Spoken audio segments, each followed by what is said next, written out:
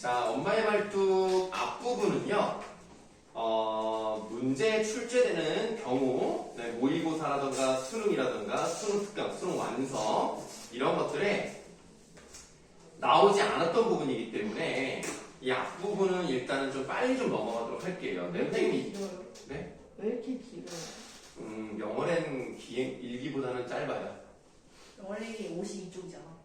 그러니까 편하네. 영어에는 어떻게 될지 잘 모르겠어요. 그냥 하지 말까? 아, 자, 이래놓고 다 치웠는데 내지도 못할 거면서. 전문을 다 내진 못하겠죠. 일부를 그게 내겠지만. 아니라 막 음. 작품들 이거 다 해놓고서는 분명히 몇 개는 다 빼먹을 거 아니에요. 그럴 수도 있어요. 네. 자, 여지껏 우리 집에서 일어난 크고 작은 불상사를 하나같이 네에다가 동그라미 하도록 할까요?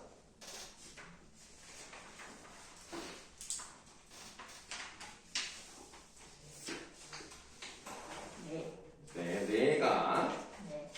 박완석 뭐야? 네? 뭐라고요? 박완석 뭐였구나.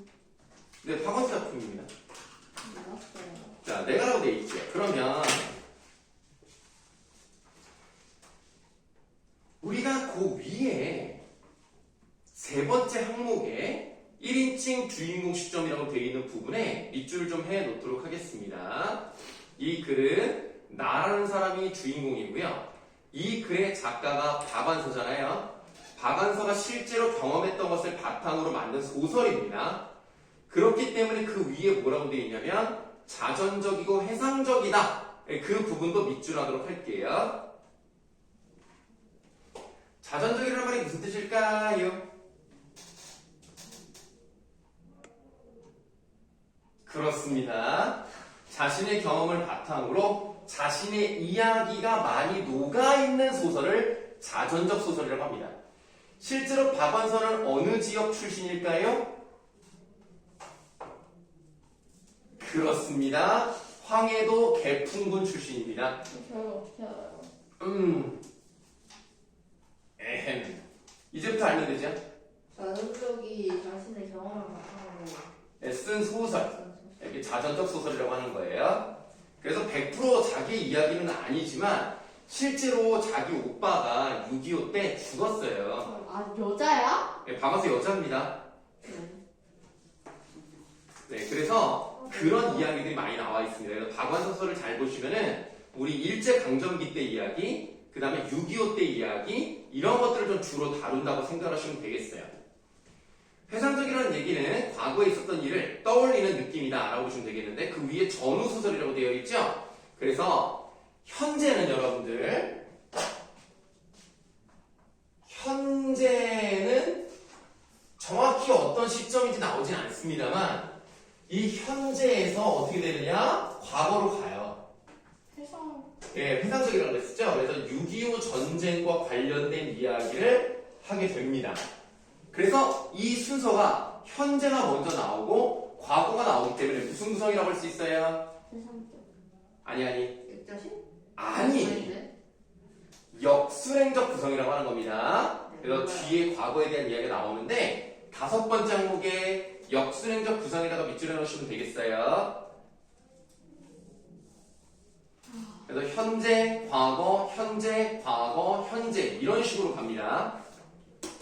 그러면 현재 뭐 현재? 그걸 외우실 필요 없어요. 정확하게 그렇게 5단계를 거친다는 얘기는 아니고요. 그런 식으로 왔다 갔다 하는 뜻입니다. 그래서 역순행적 구성이다 라고 말씀을 드린 거고요. 이 글의 제목이 엄마의 말뚝 2라고 되어 있죠? 그니까요. 그럼 뭐가 있다는 얘기예요? 원이요.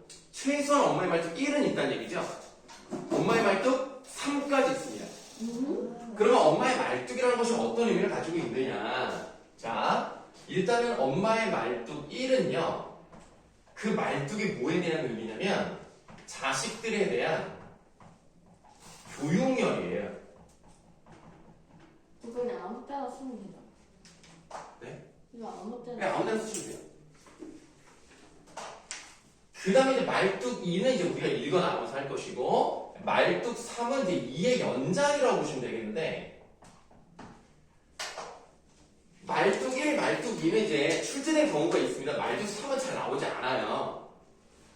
그럼 2는 이제 이따가 이제 말씀드릴 것이고, 그럼 이 자식들에 대한 교육열이라고 되어 있는데, 원래 아까 뭐라 그랬어요? 원래 황해도 사람이라고. 근데 황해도가 이 나라의 중심은 아니잖아요. 그래서 어디로 가야 애들을 교육을 잘 시킬 수 있다고 생각할까요? 강남이요. 강남이라는 표현보다 그냥 서울. 송도요. 아니요, 서울이요. 서울로 가야 된다고 생각합니다. 그래서 어떻게든지 애들을 데리고 그 서울로 가요. 그리고 거기에 되게 조그만 집을 하나 만듭니다. 근데 그 집이 어떻게 생겼냐면 이 마당이 있을 거 아니에요. 있는 집에 집이 되게 조그만데 마당이 있는데 그 마당이 약간 이런 식으로 생겼어요. 이렇게 삼각형으로.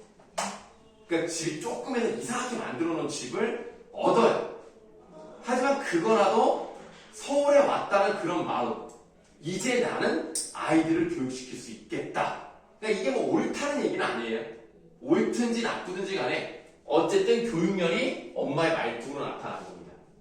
그래서 실제로 오빠가 공부를 잘해요. 그래서 이제 그 오빠를 이제 믿는 거죠. 이 오빠가 이 집의 기둥이야. 왜? 아빠가 없어. 이 집에는 엄마, 오빠, 나밖에 없어. 그래서 사실 이 장남이죠. 장남을 잘 키워야 이 집안이 다시 이루어질 수 있다고 생각하는 겁니다. 그래서 엄마가 굉장한 희생을 해요. 그런 내용이 엄마의 말씀 1에 나와 있는 거예요. 네. 자, 그러면 지금 우리가 4에다가 이제 동그라미 하나 쳤고요. 1인칭 주인공이라고 이제 우리가 생각하시면 되겠습니다. 그럼 우리가 지금 이렇게 말투 1, 2, 3이라고 되어 있는 걸 보니까 이런 소설을 뭐라고 합니까? 일단 하나의 제목 안에 여러 시리즈가 나왔어요. 연달아서 만든 소설이라는 뜻을 가지고 있습니다. 뭐라 그럴까요? 이걸 연작소설이라고 해요. 연작소설. 그래서 이 엄마의 말투 2를 읽어보시면 엄마의 말투 1과 해당하는, 1에 해당하는 그런 내용이 살짝 나옵니다. 이제 한번 읽어볼게요.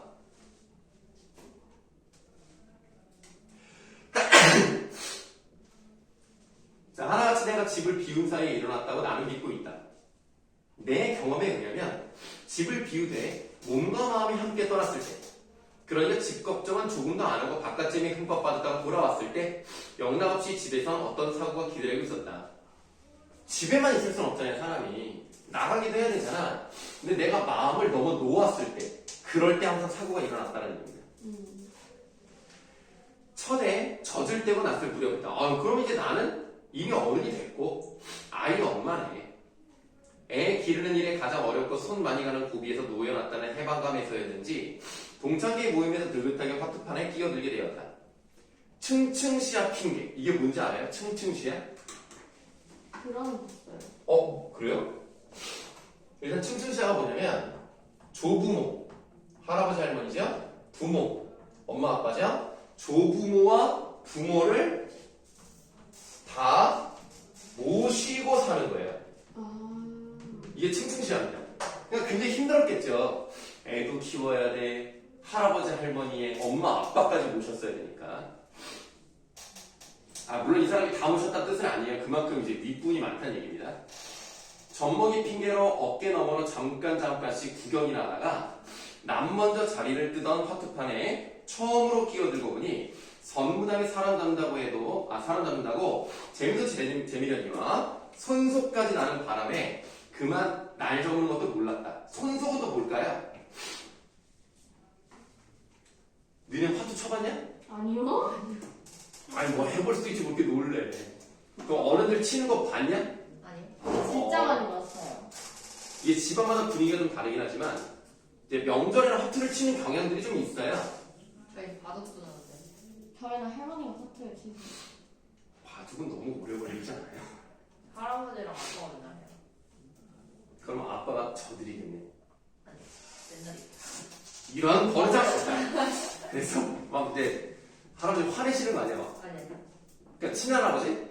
아니에요. 외할아버지? 장인을 그렇게 친할아버지. 뭐야? 그러니까 아빠잖아, 아빠. 네. 아, 그럼 인정. 가르쳐드리는 진짜 그런 느낌으로. 아, 그럼 인정. 왜냐면 내가 나중에 나이 들어도 우리 아들 나 안 받을 것 같거든. 내가 무조건 나도 무조건 이겨야지 어떻게 이런 식이야. 자, 어쨌든 손속이라는 건 뭐냐면 화투를 칠 때 패가 잘 맞는 경우가 있어요. 그걸 손속이라고 합니다. 그러니까 되게 잘 되는 거야 이날따라 화투가. 자, 그래서 너무너무 잘 되니까 갑자기 기분이 안 좋아졌어. 왜냐면 내가 너무 잊어버리고 살았던 거야. 자, 그 다음에 이런 말이 있어요. 쟤 좀 봐. 시어머니 모시고 사는 애가 이렇게 늦게 들어가도 무사하려나 몰라. 시어머니를 모시고 살면 왠지 늦게 들어가면 눈치 보이잖아요. 네, 네, 그러니까 이땐 또 옛날이란 말이야. 박한서 이분은 이미 돌아가셨어요. 그래서 좀 지금보다는 한 30년 정도 좀 됐다라고 보시면 되겠는데 그때만 하더라도 시어머니를 모시고 살면 시어머니 힘이 좀 세기 때문에 좀 말을 좀 잘 들었어야 됩니다. 그러나 이 사람은 또 그런 걸 신경 쓰진 않아요. 뭐 시어머니가 뭐라고 하겠어. 그래 하면 어쩔 거야. 약간 이런 느낌이란 말이야. 그게 무서운 게 아니라 뭔가 내가 이렇게 즐거운데 즐거운 것 뒤에 악마가 숨어 있을 것 같다는 생각이 드는 거야. 내가 너무 즐거운데 이게 분명히 이거에 대한 뭔가 반대되는 일이 생겨날 것 같은 생각이 드는 거야. 그래서 굉장히 섬뜩해요. 아, 그러더니 진짜 무슨 일이 일어났느냐. 애기 키운다 그랬잖아. 애기를 잠깐 시엄마한테 맡기고 나왔을 거 아니야? 애가 주전자를 끌어당겨가지고 화상을 크게 입은 거야. 진짜예요? 진짜로 이게 나와. 헐, 어떡해. 이거 너무 안 읽어왔구만. 네. 그래서 애가 그게 다치니까 이제 시어머니가 어떻게 하겠어. 미안하잖아. 네. 변명을 막 합니다. 아유, 뭐 그래도 애가 이렇게 다쳐도 자기도 그렇게 어렸을 때 화상을 입은 적이 있는데 산성이 좋아가지고 그렇게 흉이 나지 않았다. 그러니까 얘도 이게 유전으로 내려오면 그렇게 많이 다치진 않을 거야. 이게 말 같지도 않은 소리예요, 진짜. 변명이죠. 그러니까 자기가 잘못 봤다는 어떤 죄책감 때문에 이렇게 변명을 합니다. 자, 다음 쪽 한번 가볼까요? 재밌네. 그래서 그런 거를 이제 생각을 해보니까 내가 너무나 즐겁게 지냈던 그런 모습들이 이렇게 나쁜 것으로 나타날 수 있구나. 왠지 그런 느낌이 들었다는 것은 혈연 관계는 보이지 않는 끈이 있어서 약간 경고 같은 거를 주는 게 아닐까라는 생각을 해요. 근데 진짜로 별로 큰 문제 없이 잘 아물었습니다. 근데 그뿐만 아니라 계속 자기가 집에 없을 때는 시어머니가 침대에서 떨어지거나 미끄러서 다치거나 보일러가 터지거나 도둑이 들거나 이상하게 여러 가지 일이 있는 거예요. 그래서 자, 우리 어디를 보실 거냐면 그 두 번째 페이지라고 되어 있는 부분에서 하나, 둘, 셋, 네 번째 문단이라고 할 수 있는 부분. 거기가 아니다. 그 세 번째 페이지에서 두 번째 문단. 그 섬뜩한 건부터 한번 읽어볼게요. 그 섬뜩한 건 핏줄 사이에만 있는 그 신비한 끈과 관계가 있다기보다는 내 철저한 방심과 더 깊은 관계가 있으면 좋겠다. 그러니까 혈연 관계에서 내가 이렇게 가족, 핏줄이 연결된 사람이랑은 뭔가 연결이 돼 있으니까 나에게 그런 경고를 주는 것이다 라고 생각을 했던 것은 사실 잘못된 거죠. 그런 일은 있을 수가 없죠. 그래서 사실은 그렇게 신비한 끈이 이어져 있기보다는 내 철저한 방심과 더 깊은 관계가 있으면 좋겠다.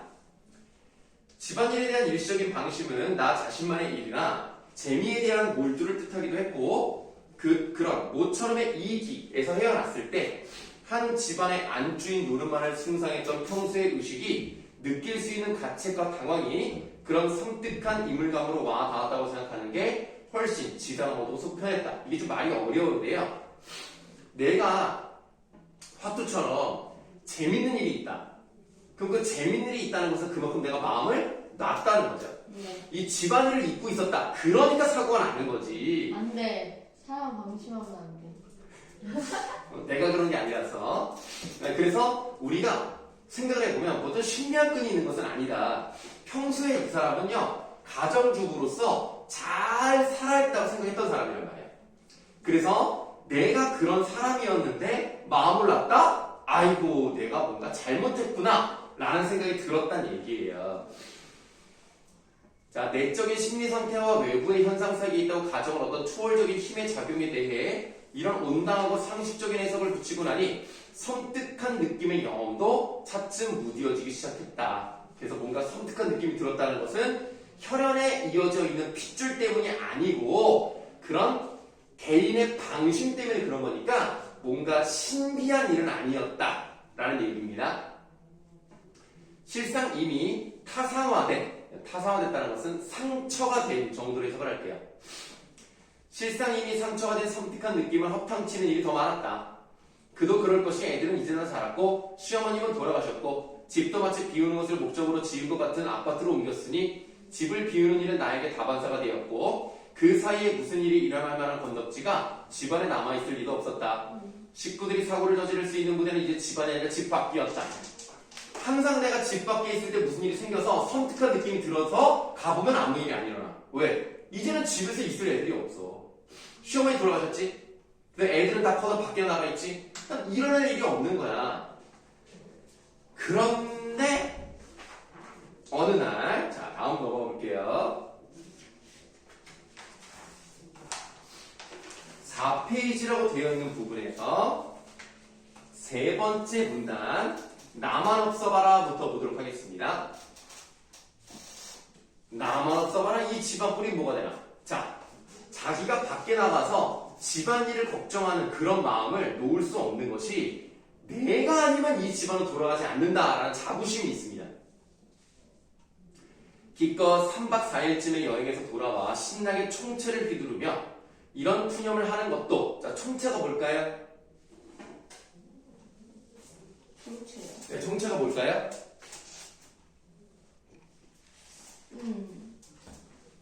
요즘은 잘 안 쓰는데 혹시 먼지털이 알아? 네. 이렇게 술 달려서 막 이렇게 하는 거. 이거 자주 써요. 그래요? 네. 네, 그게 총채입니다.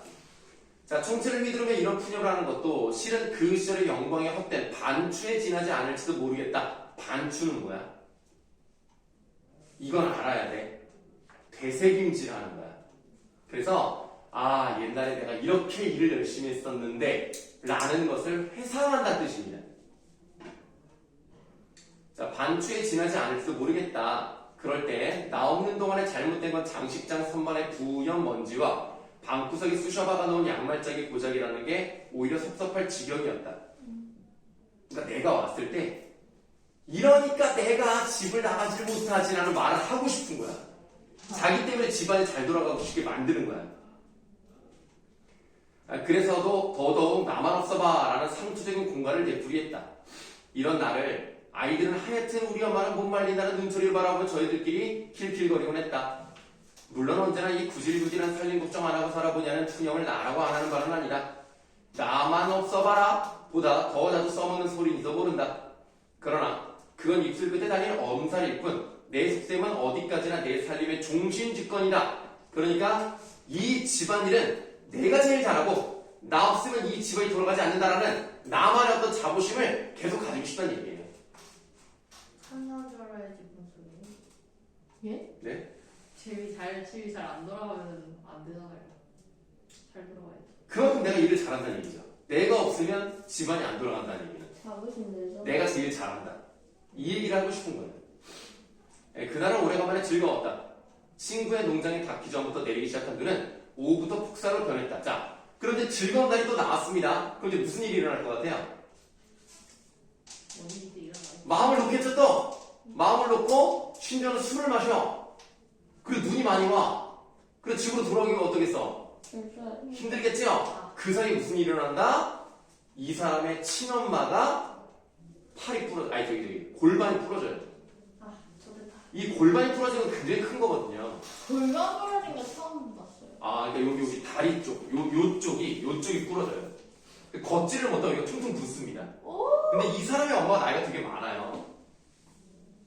아, 진짜. 80도 한참 넘었어요. 진짜 미쳤다. 자, 그 다음. 동그박 거목들이 동양화 속의 원경처럼 꼭 필요한 고결한 몇 가닥의 선으로 단순화되면서 아득하고도 부드럽게 흐려 보였다. 어린 과수는 뭐야? 과수. 과일나무. 어머?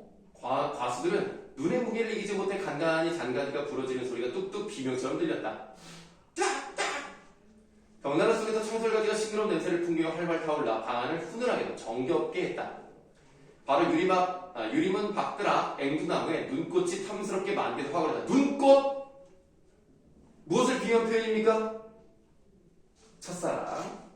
에? 갑자기? 갑자기 멀티버스. 예. 여기서 연결되는 거예요. 여기서 이제 그 첫사랑 문제가 나오는 거예요. 멀티버스. 남분분. 그래서 이 서술자가 사실은 첫사랑의 화자? 아, 그건 좀 아닌 것 같아. 아, 그건 아니야? 안 넘어가네. 자, 눈꽃이 탐스럽게 만개에서 황홀했다. 선경이었다. 그 선경은 뭡니까? 가관이다. 아니, 가관이란 말이 약간 비꼬는 말 같잖아. 신선이 살아있는 경치가 같다라는 뜻이에요. 아주 멋있었다라는 뜻입니다. 비록 제 차가 있다고는 하지만 친구 남편이 아침 저녁 서울 한복판에 있는 그의 사무실까지 출퇴근하기에 불편이 없을 만큼 가까운 거리에 이런 선경이 있을 줄이에요. 지난 봄뜰하게 앵두꽃이 만개했을 때도 자, 지금은 계절이 뭐예요? 겨울이죠? 근데 지난 봄이라고 했으니까 살짝 해상합니다. 근데 이 해상은 그렇게 중요하진 않아요. 지난 봄뜰하게 앵두꽃이 만개했을 때도 나는 친구의 농장에 초대된 적이 있었다. 그때는 딴 친구들도 여럿 함께여서 뜰 앞과 과수원길엔 그들이 타고 온 승용차가 즐비했고 만반한 복사꽃 사이로 따라온 아이들이 즐거운 웃음소리가 가득했었다. 그때 이 농장은 이 같은 도시의 여파와 잘 어울려 마치 도시 근교의 관광농장처럼 들뜬 모습을 하고 있었다. 나는 그때의 농장과 지금의 농장을 마치 별개의 두 개의 농장처럼 같은 농장이지만 지금 겨울에 보는 농장과 살짝 과거인 봄의 정경이 달랐다는 얘기입니다. 각각 다른 느낌으로 좋아하고 있었다. 나에겐 그 둘이 별개의 것이기 때문에 거리감도 물론 달랐다. 나는 마치 날개를 피해 천신만고 계룡산을 찾아든 정강록의 신도처럼. 정강록이 뭔지 아세요? 조선시대에 있었던 예언서입니다. 그래서 정치가 어지러울 때는 이렇게 이상한 예언이 나오고 사람들이 그런 것들을 믿기 마련입니다. 그런 신도처럼 평화롭고 달콤하게 피곤 했어요. 이 박완서가 좋아하는 말입니다. 평화롭고 달콤하게 피곤했다. 이 말을 다른 작품인 겨울 나들이에도 써요. 이 말을 좋아해요. 자, 그럼 이제 넘어가 보도록 할게요. 그래서 아까 앵두나무가 있었다고 얘기했었잖아요. 얘가 농장을 하기 때문에 그 앵두나무에서 나온 앵두로 술을 좀 담가봤어요. 그래서 우리가 어디로 가시냐면 5페이지에 한 10번째쯤을 보시면은 네? 위에서 10번째. 네, 위에서 10번째. 5페이지 위에서 10번째. 그러면 맞바 앵두주야 보이십니까? 거기부터 볼게요. 맞바 앵두주야. 앵두주는 루비처럼 고운 빛으로 투명했다. 예, 지어보니 동산처럼 좋은 곳은 없더라. 저 앵두나무도 뜰에 그냥 화초삼아 있는 줄 알았더니 그게 아니더라고. 어떻게 다부지게 열매가 여는지 글쎄 몇 그루 안 되는 나무에서 앵두를 서말이나 땄지 뭐니. 일 봐주는 집 아이들이 드나들며 실컷 따먹고 나도 친척들이랑 그의 친구들이랑 구경 오는 손님마다 자랑 삼아 따 보내고 있는데도 말이야. 서울집에서 포도주 잠그면 병 갖고는 어림도 없어서 숫째 큰 독을 붓고 술을 담갔다니까 실컷 마셔. 그랬더니 얘는 누굴 모주 취급하고 있어. 모주가 뭔지 아십니까? 아니요? 술을 많이 마시는 사람입니다. 그래서 나를 무슨 술꾼으로 알고 있냐? 라고 하는 거예요. 네, 그러면서도 나는 그 달콤하고도 아름다운 술을 홀짝홀짝 겁없이 들이켜고 있었습니다. 술을 많이 마셔요. 그럼 운전 못하잖아요. 네. 그럼 이제 어떻게 해야 돼? 눈은 많이 와. 대리 불러야죠. 이 농장에 대리가 어떻게 와? 콜택시. 그래서 친구 남편이 데려다 주기로 합니다. 친구 남편이랑 자기랑 차를 타고 자기 집으로 가요. 그런데 딱 들어갔더니 느낌이 쎄한 거 있죠. 쎄. 어떤 일이 있었다고요? 어머니, 네. 중간이, 서술자의 엄마가 크게 다칩니다. 그 엄마의 말뚝에 엄마가 크게 다쳐요. 근데 이 집이 얼마나 좀 신기하냐면 엄마가 있었잖아요. 그 다음에 이 엄마의 자식들이 오빠가 하나 있고 그 다음에 나가 있어요. 이렇게 이제 있는데 오빠도 이제 애가 있단 말이야. 그래서 애가 있어서 내 입장에서는 뭐예요? 오빠의 애들이 조카죠? 이 조카가 또 결혼을 해요. 헐. 그래서 조카의 처가 있죠. 그러니까 얘네들이 이 사람을 모십니다. 헐. 좀 독특하죠? 헐. 정말 처가? 조카와 조카의 처가 엄마를 모셔요. 나의 엄마를. 그러니까 할머니죠, 할머니. 조카 입장에서는 할머니. 모시고 같이 살아요. 네, 그러다가 이제 조카가 이제 눈이 많이 오니까 눈을 쓰려고 이렇게 하는데 이 엄마가 자기가 도와주려고 나가자마자 자빠져. 아이씨. 그래가지고 다칩니다. 아 진짜 가만히 있어. 그래서 나오지 말라 그랬는데 꼭 이렇게 나오다가 이렇게 다친단 말이에요. 자, 이제 어디를 보실 거냐면 8페이지로 갈게요. 제발 가만히 있어. 정신도 잃었어. 아유 진짜.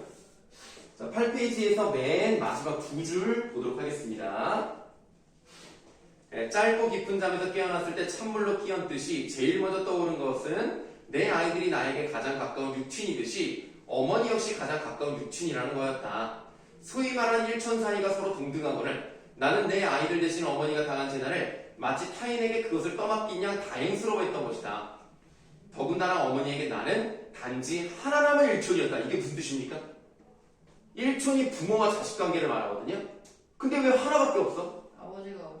아니지, 그 뜻이 아니지. 지금 내가 이 표를 그려드렸잖아요. 네. 엄마 입장에서는 나도 있고 오빠도 있어야 되잖아. 근데 왜 일촌이 하나밖에 없대? 오빠가 죽었어. 그새? 진짜요? 6.25 때 죽어. 미쳤다. 되게 젊었을 때 죽은 거예요. 그러니까 이제 애기들 낳고 좀 이따가 죽었어. 전쟁 중에. 아 진짜 미치겠다. 그게 이제 오빠가 죽어서 엄마 마음속에 한이 맺히지 않습니까? 그 한이 엄마의 말뚝이에요. 그래서 오빠의 죽음으로 인한 한이 있을 거 아닙니까? 이게 엄마의 마음속에 말뚝으로 남는 겁니다.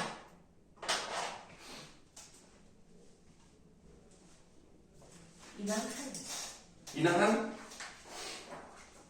자, 자식 사랑이 결코 그 수요에 따라 수박종 나누듯이 분배되어 줄어드는 게 아니라는 뜻으로 열 손가락 깨물어 안 아픈 손가락이 되냐라는 속담이 있습니다.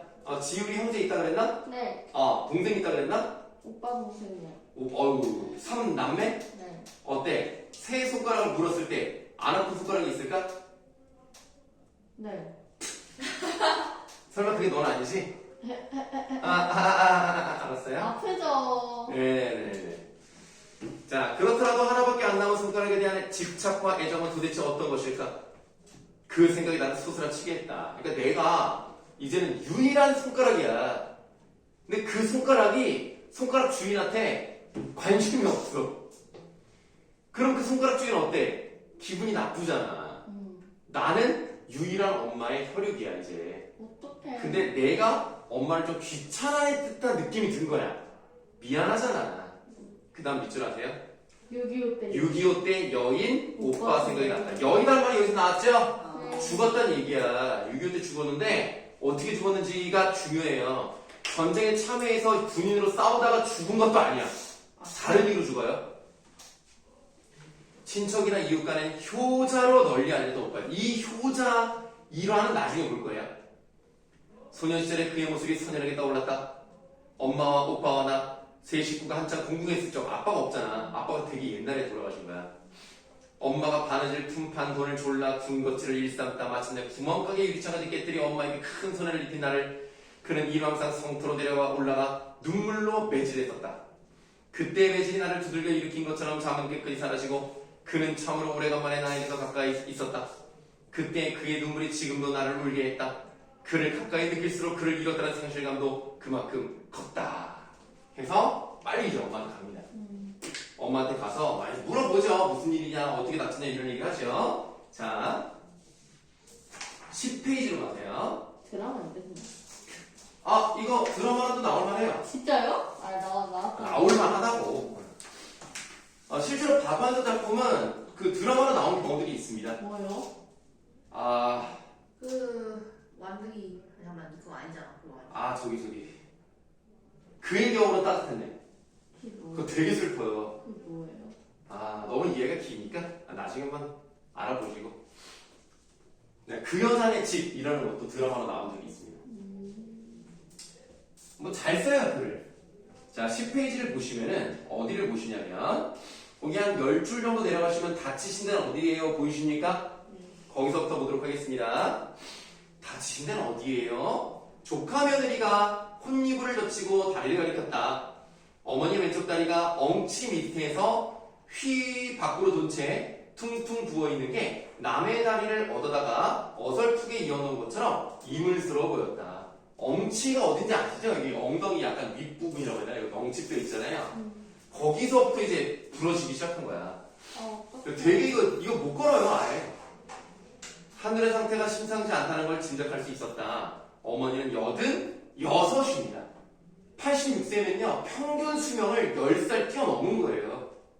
제 평균 수명은 몇인데요? 77 정도로 봐요. 아 원래 그 여자는 더 오래 살잖아요. 네, 뭐 어쨌든 빨리 공부리를 해주지 않고 공부리가 뭔지 아십니까? 너구리. 빨리 너구리 끓여달라는 거야? 네. 이 사람아! 공구리는 일본어인데요. 콘크리트를 발음하는 게 이제 우리나라에서 와전된 발음이라서 공구리가 됩니다. 그럼 어머니가 빨리 공구리 해달라는 건 뭐야? 빨리 콘크리트 해주지 않고? 콘크리트를 어떻게 사람한테? 무슨 뜻이야? 콘크리트라며요. 아니, 그니까, 그 콘크리트를 부어달라는 얘기는 아니고 어떤 의미로 사용된 거냐고, 이거만. 깁스해달라고. 아 빨리 깁스를 해달라. 부러졌으니까. 어머니가 모두 우리를, 어머니가 우리 모두를 위로하듯이 중얼거렸다. 그래서 수술이라는 거는 생각도 안 해. 왜? 몸에 칼을 어떻게 대? 그때 당시 그렇지. 그러니까 옛날 뿐이잖아. 몸에 칼을 댄다? 이런 일은 있을 수가 없는 거야. 사과했어. 그래서 깁스는 괜찮아. 깁스를 해달라라고 하는데 안 돼요. 여기 부러지면 깁스는 안 됩니다. 수술해야 돼요. 돼요? 수술해서 그 철을 이어서 나사로 쪼여야 됩니다. 어떻게 여기서 나오네. 그렇게 해야 되는데 계속 설명을 해요. 그렇게 해야 된다. 그래서 뭐 나이가 이렇게 많은데 어떻게 하느냐 마느냐 막 항의하는 막 그런 얘기 나와요. 자, 그래서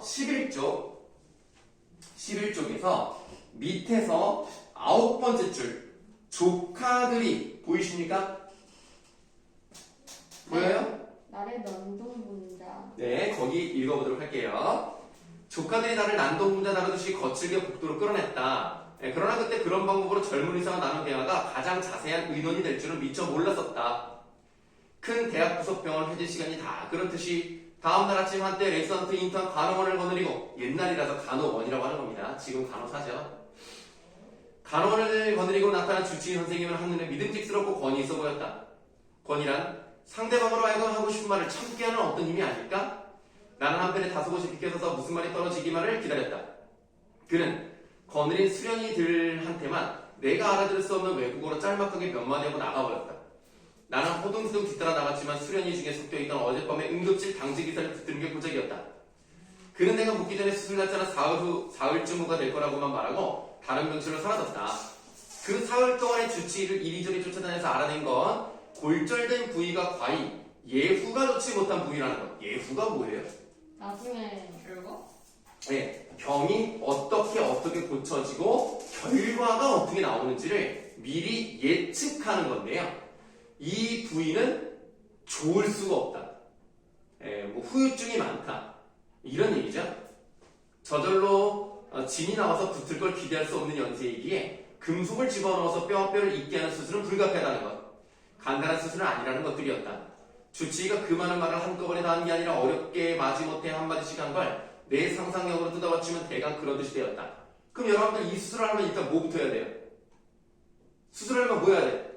마취? 마취해야 되겠죠? 86이라고. 86세에 마취한다는 건 쉽지 않습니다. 왜냐면 예전에 나이가 많으신 분이 70대였던 것 같은데 수면 내시경 하려고 그건 마취도 아니거든요, 사실. 그거 했는데 못 일어나서 죽은 경우도 있어요. 나이가 많으면 그래도 웬만하면 수술을 안 하려고 합니다. 죽거든요. 그래도 이제 걱정이 되는 거야. 이거 마취를 잘 할 수 있느냐. 자, 넘어가 볼게요, 또. 몇 개월이에요? 쭉 넘어가서. 3.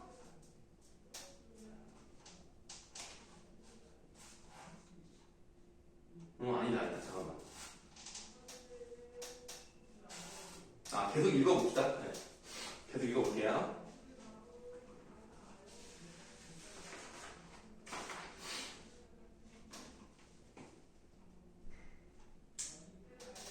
그의 권위에 주눅이 들어선지 과묵이란 전염병이 있는 건지 나는 아무리 벼르던 말도 그 앞에선 제대로 다 말하지 못했다.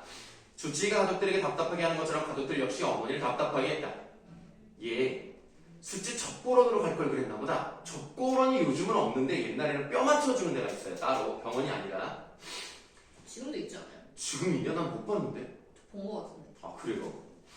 어긋난 뼈 맞추는 데는 아무래도 젖보런이 신요하다는데 괜히 병원으로 끌고 와가지고 너희들 큰 돈 없애게 생겼다. 얼른 부러진 다리를 맞춰서 공부리 할 생각을 안 하고 이 커플만 남은 늙은이 피는 왜 맨날 빼가고 검사는 무슨 놈의 검사가 그리 많은지. 아픈 거 참는 건 다 참는 거지만 그게 하나도 공짜일 리가 있냐? 공구리만 해서 내보내자니 억울해서 잔뜩 돈을 뜯어낼 심산인가 본데 너희들이 가서 궁색한 소리를 좀 해야 된다. 아이고 다리야, 이게 내 다리인가 내 원수인가. 공구리를 하고도 이렇게 아프려거든. 제발 지금 죽여줘. 자식 앞에 앞세우고 남 부끄러울 일 많고 오래 살았으면 됐지. 무슨 죄가 또 나면 이 몹쓸 고생을 할꼬. 어머니는 이렇게 괴로워하면서도 깁스에 한가닥 기대를 걸고 있었다. 깁스보다 더 나쁜 일이 자기에게 일어나려고는 아예 상상도 못했다. 식구들은 노인에게 그걸 알리는 일을 미정미정 미루면서 내 눈치만 봤다. 설득과 위로를 필요로 하는 일을 딸이 맡아서 하는 건 당연했다. 마침내 수술 날짜가 내일로 박두에 침대 금식 팻말에 붙은 날 밤 나는 어머니가 받아야 할 수술에 대해 알릴 수밖에 없었다. 수술? 누구 맘대로 수술을 해? 안 된다, 안 돼. 누구 맘대로 내 몸에 칼을 대? 내가 남 못 당할 몹쓸 꼴만 다 골라 당하고도 이날 이때 목숨을 못 끊고 살아남은 건 죽는 게 무서워서가 아니야. 주신 목숨을 내 마음대로 건드렸다가 받을 벌이 무서워서지. 수술 안 하면 죽는데도 내버려둬. 내 나이 90이 내일 모레야. 나 내버려뒀다고 자식들 흉볼 사람 아무도 없어.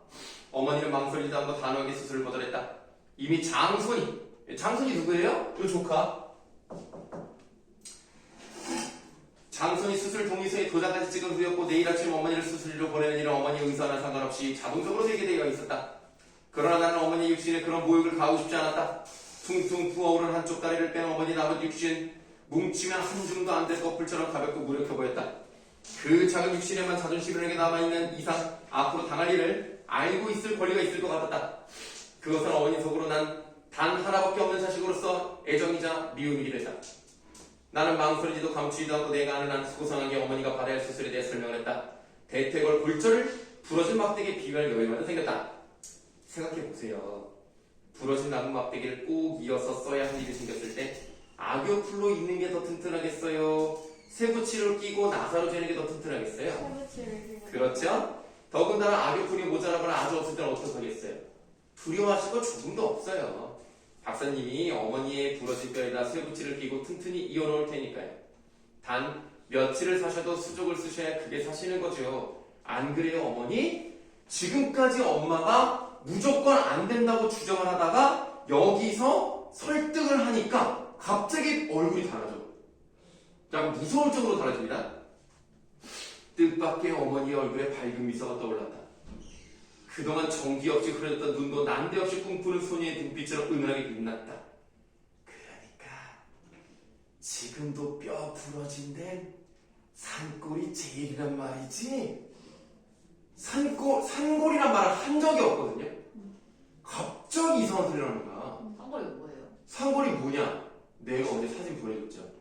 네? 그 나무 같은 거요? 나무가 아니라 그게 돌멩이 같은 거예요. 암석이라고 해야 되나? 그게 뭐예요? 그게 산골입니다. 아, 저 그거 뭔지 몰라가지고 물음표 냠냠. 먹는 건 줄 알았지? 이게 산골이에요. 이 산골이요. 무슨 바위의 결정 같은 건데요. 그거를 갈아서 먹으면 몸에 그렇게 좋대. 이게요? 뼈가 딱딱 붙는다는 거야. 이게 뭐고? 실제로 알아보니까 지금 한의원에서도 산골을 약으로 쓰더라고요. 이것만 쓰면 된다는 거야. 그 치매 아니야? 그 치매. 그래서 갑자기 말하지도 산골을 얘기하니까 이상하잖아. 내가 놀래요. 근데 보세요. 어머님. 네? 나는 어머니 말뜻을 전혀 알아들을 수 없을 뿐더러 돌변은 어머니의 태도는 막연히 기분 나쁘기까지 했기 때문에 생금스러운 소리를 하고 있었다. 의술이 제 아무리 발달해도 뼈 부러진 데는 산골밖에 없다고? 아, 산골이 제일이고 말고 산골은 영약인걸. 어머니는 마치 잃었던 어린 날의 동료를 주워 올리듯이 그리고 달콤한 목소리를 이렇게 읊조렸다. 어머니, 무슨 말씀이세요? 정신 차리세요. 나는 어머니의 가냘픈 어깨를 마구 흔들었다. 잔뼈만 부러졌어도 산골을 먹으면 되는 건데 굵은 뼈가 부러졌으니 수술을 해서라도 끼울 수밖에.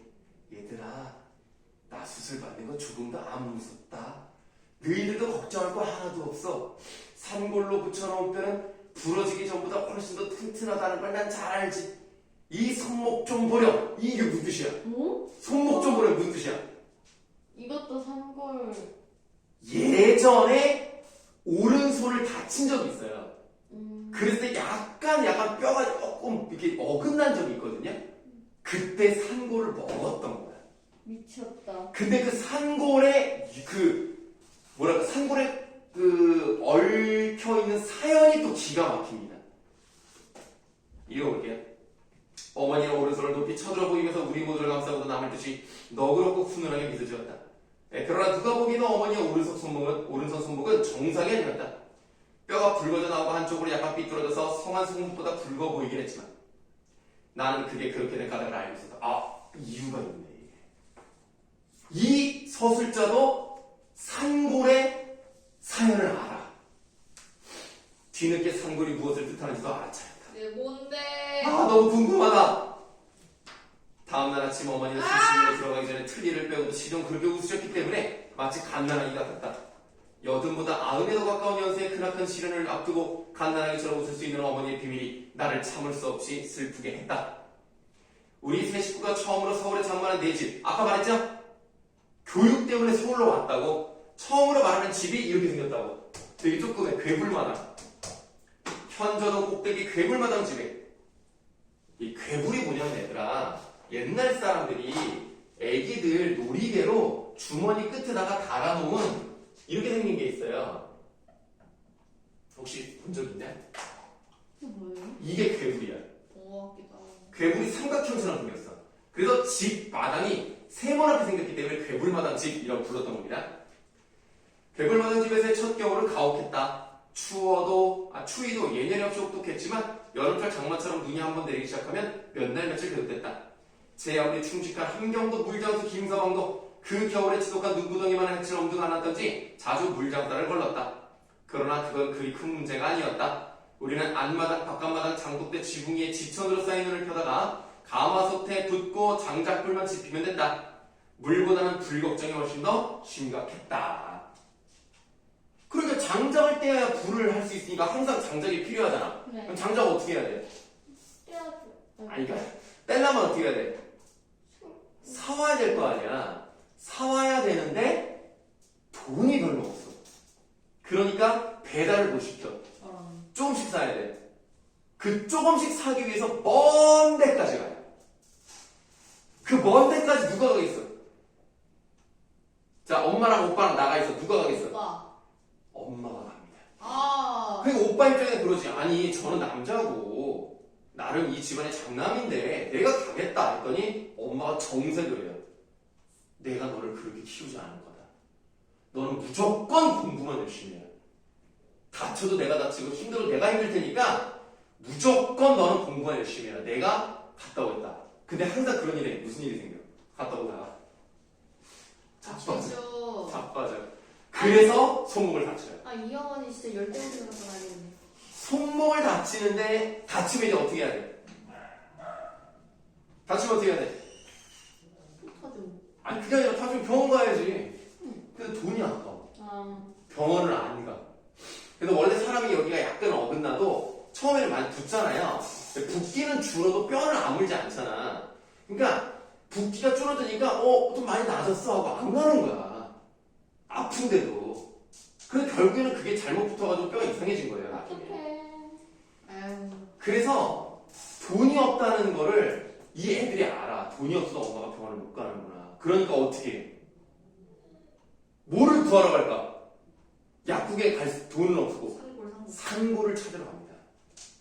산골을 찾으러 어디로 가는지 알아요? 산골로 간다? 아이. 아, 이거 좀 아니야? 아, 근데 진짜 산에 있어. 아, 그렇게? 약간 광산처럼 막 그걸 캐야 나오는 거야, 그게. 그래서 그걸 찾으러 가는 거야, 얘네 둘이. 엄마 몰래. 아이고, 참. 자, 쉬었다 하겠습니다. 그렇게? 재밌지? 재밌네요, 훨씬.